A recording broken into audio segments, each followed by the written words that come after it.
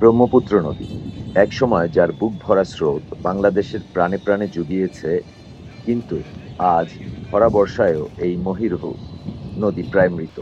কোথাও নেই টান টান স্রোত, নেই সেই গর্জন। শুধু দেখা যায় দখল, দূষণ আর কংক্রিটের ফাঁদে বন্দী হয়ে পড়া এক নদীর দীর্ঘশ্বাস। এ এক নির্মম বাস্তবতা।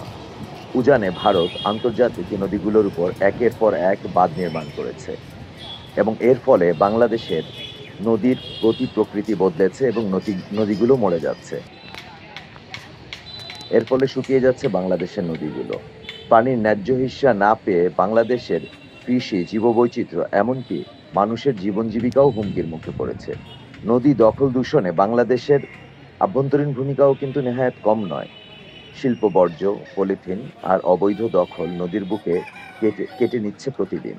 অথচ এই নদী একসময় আমাদের সভ্যতা, আমাদের যোগাযোগের অন্যতম মাধ্যম ছিল এবং ছিল অর্থনীতির প্রাণ।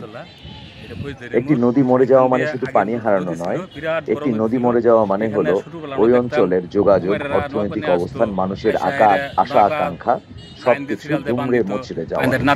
নাইন্দাবাতিল ব্যস্ত ধান দিয়ে কত মানুষের নাইন্দাবাতিল নিত, আর নৌকা, বিরাট বড় বড় নৌকা, তারা গুণ টানে টেনে গেত, আর বাদাম তুলে দিলে দুজনে গান গায়ে গায়ে তারা পায়ে পায়ে গেত।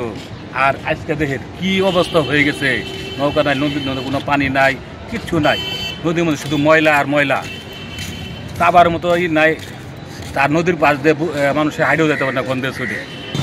মুর্শিদ, শুনছিলাম এটা নদী ছিল অনেকদিন আগে, কিন্তু আমরা দেখি নাই।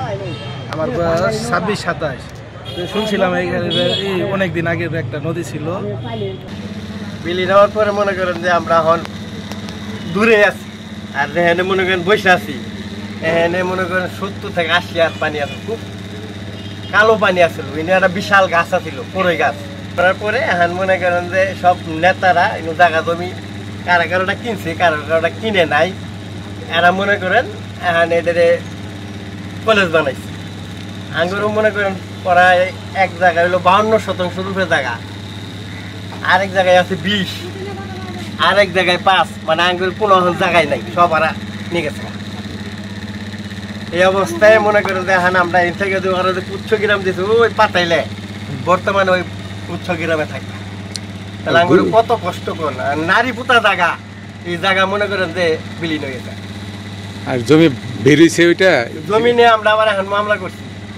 হ্যাঁ, মামলা করে তো পেতে, হ্যাঁ আমরা মামলা করছি। মনে করেন আমার গুণাগোষ্ঠী যা আছে সবাই জায়গা নিয়ে আমরা মামলা করছি। এখন মামলা কি করে না করে এটা আল্লাহ। আচ্ছা, এখন নদী যদি আবার নদী যদি হয়, আপনার কি সুবিধা হবে না অসুবিধা হবে? না, নদী হইলে তো মনে করেন ভালো হইলো, আগের পরিবেশ হইলো। ওই নদী তারও মনে হয় না, আরো নদী বড় হয়ে গেছে গা, বৃষ্টি হওয়ার পরে নদী বড় হয়ে গেছে গা, নদী নাই। এই থেকে নৌকা বাস চলতো আগে। এই বিশেষ প্রতিবেদনটি করেছেন দ্য সিভিলিয়ান্সের জ্যেষ্ঠ প্রতিবেদক আবু সারা, জামালপুর থেকে। নদী মনে করেন বাদামালা নৌকা চলছে, নৌকা চলছে, বড় বড় ট্রলার চলছে। এই দূর দূরান্ত মনে করেন সানন্দবাড়ি, ওমারি, চিলমারি নৌকা আইছে, এগুলা মনে দিয়ে গেছে, পাট নিয়েছে, মানে কোনো কিছু নদী বড় হয়ে গেছে গা, চতুর্দিকে বাদ পড়ে গেছে গা, না নদী মরে গেছে গা।